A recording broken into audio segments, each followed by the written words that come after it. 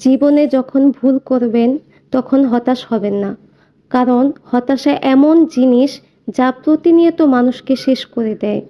হতাশা জীবনের সমস্ত সম্ভবকে অসম্ভব করে তোলে এবং হতাশা আপনার জীবনের জন্য বড় একটি অভিশাপ বয়ে আনতে পারে।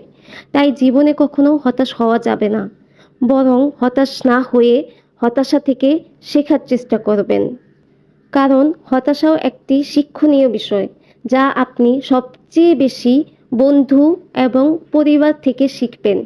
আর হতাশা এমন জিনিস যা প্রতিনিয়ত মানুষকে শেষ করে দেয়। তাই জীবনে হতাশ না হয়ে হতাশা থেকে নতুন কিছু শেখার চেষ্টা করবেন। কারণ হতাশা হলো রোদ আর ছায়ার মতো, আসবে আর যাবে।